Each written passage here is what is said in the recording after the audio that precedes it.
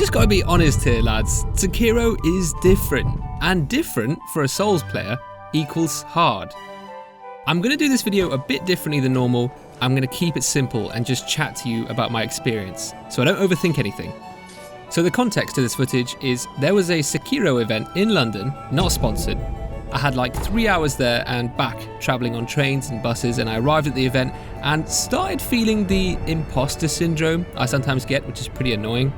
And basically I found myself sat down with all these other people, the gaming press, YouTubers, streamers, and they're all playing this preview version of the game. And I just had a revelation that kind of changed my mindset on Sekiro. This is sounding so grand and formal, but it's not. Basically, the revelation came in 2 parts, and they're both about me and my mindset, which sounds a bit egotistical or whatever, but you know, this is what I mean. I had played Sekiro for a day or two at Gamescom back in August last year. I made 2 videos on it back then, but what we could play then was only a tiny part of one level, which was actually quite restrictive. And in some ways, being limited in what you can do and show is quite frustrating. You might remember, we couldn't even show the area leading up to the boss fight, let alone the boss fight itself. Now, before I go any further, of course that's necessary. It's not surprising, is it? It should be praised, actually. FromSoft are always great, I think, at teasing just enough stuff, but not revealing too much of their games before their release. So it's important for them to be careful with these pre-release things. You know, too many leaks and spoilers can negatively impact the game before it releases, especially FromSoft titles where the mystery is an important part. Their NDAs and capture restrictions on these events are thorough. Okay, so this time we actually got a bit more to work with.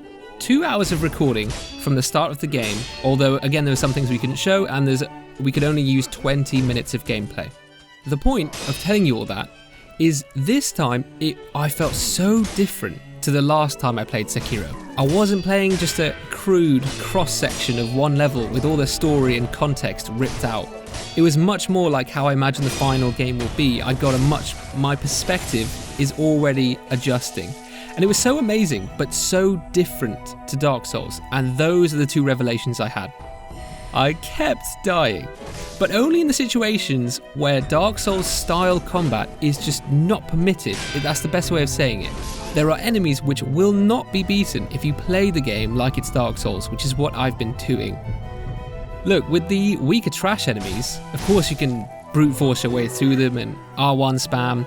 You don't just have to do that. I mean, what I'm saying is you can strategize and take them out however you want to. They're like the bread and butter of the levels, you know? You can take them out with criticals, death blows, plunging death blows. You know, there's items, you can distract them, you can split them up, all kinds of things you can do. That just requires a lot of situational awareness, which for Souls players, that's fine. That's really fun. But the mini-boss type enemies are just on another level. And unfortunately, I realise now, I'm the type of person who takes a while to get warmed up with a new game. And I know for a bit now, people have half-heartedly been saying, oh guys, don't compare this directly to Dark Souls. Sekiro is quite different, and they're changing a couple things, mainly repeating what was said in some developer interviews. I now feel that, rather than like believing it. I actually feel that a lot more strongly. I'm mainly talking about combat here, just to be clear. Like, this is absolutely a From Software game, no doubt, and I'll get into that in a second, but the combat, which is the main part of the game, will take a little bit of getting used to, and that's kind of the message I want to get across to everyone, because it might help some people. I think why it took me so long to make up my mind about this is the changes don't sound drastically different if you told someone, you know.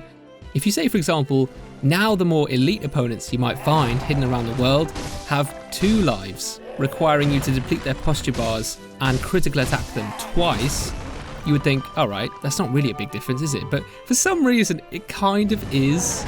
In the previous demo, everything felt kind of easy. I could speedrun past enemies, grapple hooking out of combat, but in this more updated version, I was brutally shut down as they've changed the cliff height, so you can't just jump up the side and go round. And they moved the chained ogre to the top of the stairs, as well as making him mandatory, so it's impossible to continue until you beat him, because there's a fog wall there now. Don't get me wrong, I think that's a great idea. They needed to think about that, because when you have a game with this much movement and mobility, you don't want players to just run past everything. But this ogre was a gigantic pain.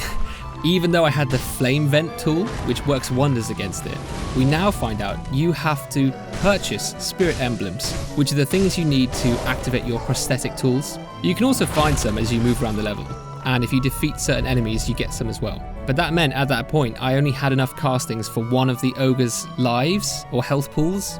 But what I'm saying now is if I had planned better, I could have bought enough spirit emblems to blast down this ogre twice, easily. You see, it's just getting your brain used to these new way of doing things. That's what it is. At this early stage where we come to grips with figuring out this new game, it might be that some of us need to rewire our brains in a sense and unlearn our Souls habits. I don't think everyone will need to, because a lot of people are much better than me at adapting. But yeah, I'm really curious as to what the other YouTubers and news outlets say, but that's kind of how I feel at this point. And it's really exciting, that's the key point. It's such a breath of fresh air, because maybe also the thing was, now I think about it in this new session, my brain sort of reluctantly being forced to admit to itself that this is a new experience. Does that... I don't know what I'm saying, but hopefully people will kind of get it. I'm just trying to express a feeling I got when playing the second time that was very exciting to me. It's hard to put into words. I just think this will feel more fresh than you might think, but it's still a FromSoft game. It has everything I loved. I was getting more and more excited as I played. I also had to reassess my approach to the game. A lot of your old habits won't work anymore. On that note, it's been really interesting to see how the balancing has finally come into play. We now start seeing what things will have costs. We're getting a clearer picture of how the resurrection mechanic is implemented. And by the way, it seems quite complex, but it's definitely tied into the story and world design. The death mechanic and resurrection mechanic is very, very interesting. And there's a cost tied in with blood from what I saw. That'll be really interesting to figure out.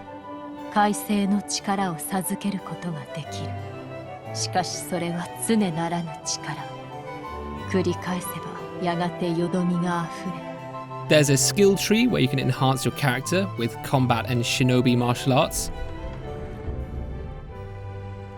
You can only have 3 different prosthetic tools equipped at the same time, so you'll end up developing and perfecting your character as you go along.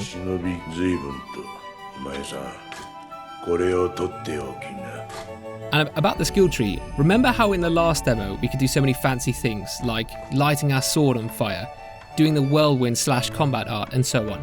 Well, you'll have to unlock those things as you journey in the skill tree. You don't just start out as a godlike ninja.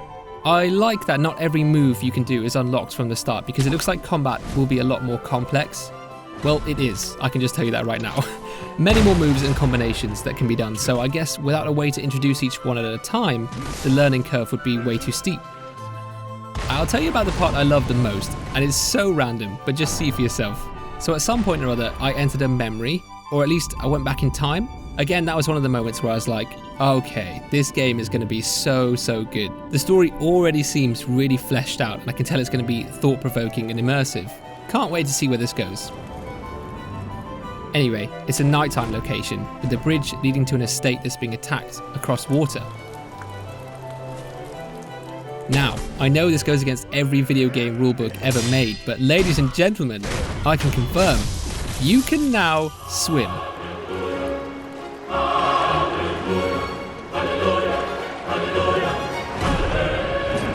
So flippin' cool.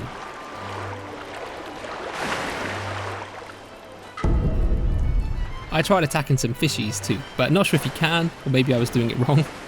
And out in this remote location, in the middle of nowhere, I wasn't going across the bridge like I'm supposed to, I was just swimming around, I find a blue barrel.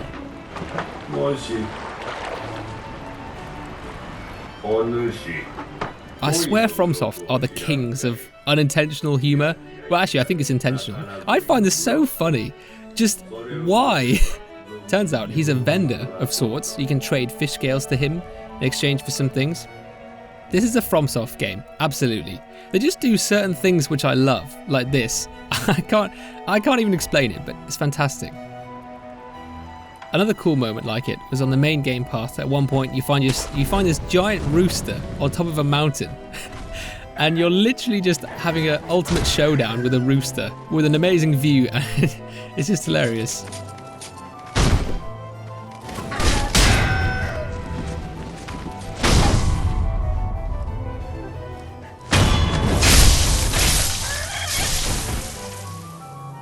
Additionally, a really special inclusion happened back at the start. at the dilapidated temple off to the side is a very unique character who calls himself Infested, but perhaps Undying might be a better term. I imagine his story will be very fascinating as it develops, but he can't die, although he seems to want to.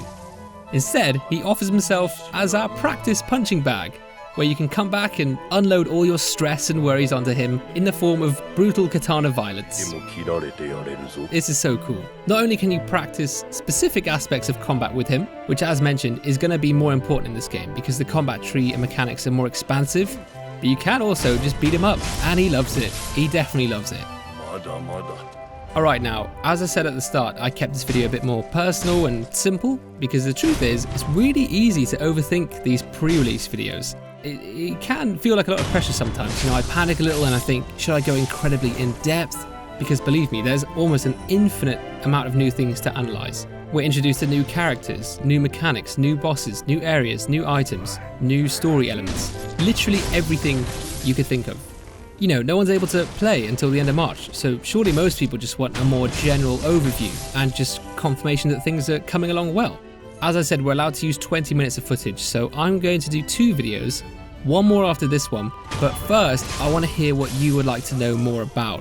Is there anything you've seen so far that you want me to go into in more depth? Because there's too much to talk about. I've figured out so much stuff, so I mainly just want to know, how can I help you the most? Inform, entertain, whichever. I thought I should keep one clear message for everyone, and that is I'm extremely excited about this game. I was having more and more fun as I played it. It's going to be so good.